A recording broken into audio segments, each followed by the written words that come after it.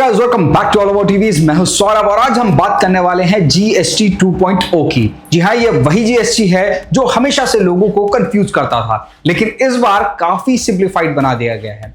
आज की वीडियो में हम बात करेंगे जीएसटी 2.0 का क्या इंपैक्ट आने वाला है इलेक्ट्रिक कार्स और इलेक्ट्रिक बाइक्स पर। तो चलिए शुरू करते हैं। दोस्तों, सबसे पहले मैं आपको एक बात बता दूं कि जीएसटी में अब सिर्फ दो ही बड़े स्लैब हैं, जो है 5% और दूसरा हो जाता है 18%। हाँ, एक और स्लैब है 40% का, जो कि आई थिंक लग्जरी कार्स पर ही लगने वाला है और ये इफेक्टिव होगा 22 सितंबर 2025 से। अब अगर मैं ईवी बायर्स की बात करूं, उनके लिए गुड न्यूज है या कह लो कोई न्यूज ही नहीं है, बिकॉज ईवीज पर पहले भी जीएसटी 5% ही था और अभी भी 5% ही है। मतलब अगर आप टैक्स साइड की बात करो तो उस पर कोई ज्यादा इंपैक्ट आएगा नहीं, कोई झटका नहीं मिलने वाला आपको। तो गवर्नमेंट ने क्लियर कर दिया है कि क्लीन मोबिलिटी को सपोर्ट करने के लिए वो ईवीज को अभी भी कंसेशन बकेट पे ही रखेंगे, यानी कि 5% के स्लैब पर ही रखेंगे। उस पर कोई भी आपको चेंज देखने को नहीं मिलने वाला। अगर आप 350 सीसी तक की कोई पेट्रोल बाइक लेते हैं, जिसपे पहले लगता था 28% का टैक्स, अब वो 18% हो गया है। मतलब आइस जो है, आइस व्हीकल जो भी हैं, बाइक्स हैं, वो काफी सस्ती हो जाएंगी।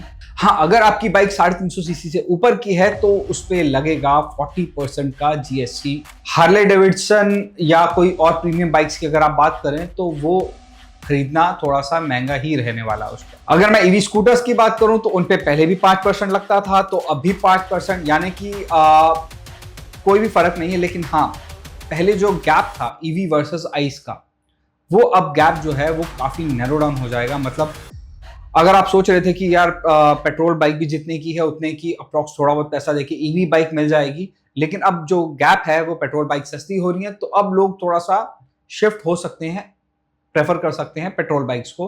तो कहीं ना कहीं ईवी की सेल्स में थोड़ा सा इंपैक्ट तो देखने को मिल सकता है। अब बात करते हैं दोस्तों कार्स एंड एसयूवीज की, जहां पे बड़ा शिफ्ट देखने को मिलेगा।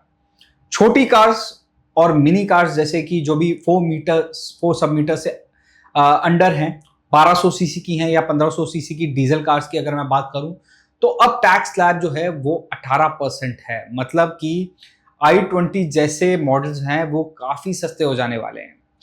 बड़ी एसयूवी कार्स की, प्रीमियम कार्स की अगर मैं बात करूं तो वो अब यूनिफॉर्म 40% के फ्लैट जो टैक्स स्लैब है उसमें आएंगी। और इसमें अच्छा ट्विस्ट ये है कि पहले जो है आपका जो टैक्स लगता था वो लगता था 28% प्लस 17 से लगभग 22% का सेस लगता था। तो टोटल कहीं अगर हम करें तो 45 to 50% का पहले टैक्स लगा करता था। लेकिन अब ये सब जो कैटेगरी है वो आ जाएंगी डायरेक्ट टैक्स, क्योंकि 40% का फ्लैट 40% टैक्स लगेगा।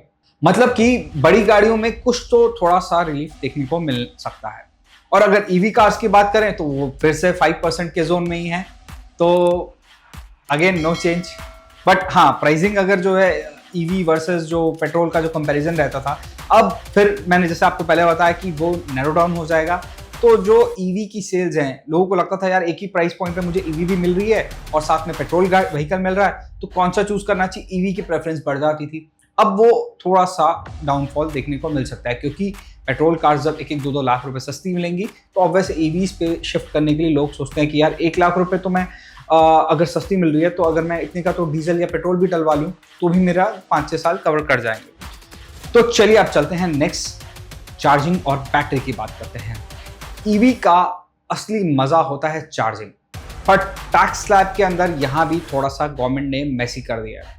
चार्जिंग हार्डवेयर है वो तो 5% जीएसटी के अंदर आने वाले हैं, लेकिन चार्जिंग सर्विसेज या बैटरी स्वैपिंग अभी भी 18% जीएसटी स्लैब के अंदर है। मतलब ईवी खरीदने पर टैक्स सब्सिडी तो मिल रही है, बट चार्जिंग करने पर गवर्नमेंट थोड़ा सा एक्स्ट्रा कमाना चाह रही है और आपसे थोड़ा ज़्यादा चार्ज कर रही है। उसको भी आई थिंक 5% में कर देते तो ज़्यादा बेटर रहता ईवी अडॉप्शन के लिए। बट एनीवेज, अब चलते हैं क्विक कैलकुलेशन को समझते हैं कि अगर आपने सपोज करो एक ईवी स्कूटर लिया है जिसकी एक शोरूम जो फैक्ट्री की कॉस्ट है वो 1 लाख रुपीज है, जिसपे 5% जीएसटी है, तो यानी कि 5,000 रुपीज आपको फ्लैट टैक्स देना पड़ेगा। आप समझ रहे हैं, 1 लाख रुपए का स्कूटर, 5% जीएसटी, यानी 1,05,000 रुपए का वो इलेक्ट्रिक स्कूटर आपको पड़ने वाला है। अब अगर आप इलेक्ट्रिक की बजाय आइस यानी पेट्रोल वाला स्कूटर लेते हैं जिसका बेस प्राइस तो जो भी है एक शोरूम वो है, उस पर पहले लगता था 28% का जीएसटी, यानी कि आप 28,000 रुपए ज्यादा दे रहे थे। अब वो डाउन होके हो गया 18%, यानी कि अब आप 18,000 रुपए ज्यादा दे रहे हैं। तो नट शेल की बात करें, कैलकुलेशन सिंपल है, 10,000 रुपए का बेनिफिट। अगर आपको 10,000 रुपए का बेनिफिट मिल रहा है तो ये एक अच्छा बेनिफिट है। तो कहीं ना कहीं ईवी वर्सेस आइस का जो गैप है, प्राइस गैप है, वो काफी स्क्वीज होता जा रहा है। तो मैंने आपको बताया, तो लोगों का जो डिसीजन है ईवीज की तरफ वो थोड़ा सा शिफ्ट हो सकता है। तो अब समराइज करते हैं पूरी कन्वर्सेशन को। ईवीज पर टैक्स पहले भी 5% था, अब भी वही है, तो ये गुड न्यूज कह लो या न्यूज कह लो।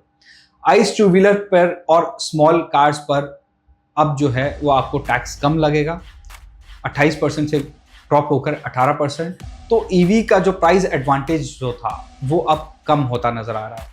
चार्जिंग सर्विसेज पर अभी भी 18% है, जो कि थोड़ा सा अनफेयर लगता है हमें। अब सवाल ये है कि क्या आप ईवी लेना अभी भी प्रेफर करोगे, या आइस का जो नया प्राइस रिडक्शन है उसकी वजह से आपको अच्छी अच्छी डील्स मिलेंगी, आप टेम्पटिंग डील्स देखने को मिलेंगी, तो आप शायद उस पर शिफ्ट कर सकते हो। कमेंट में हमें जरूर बताओ।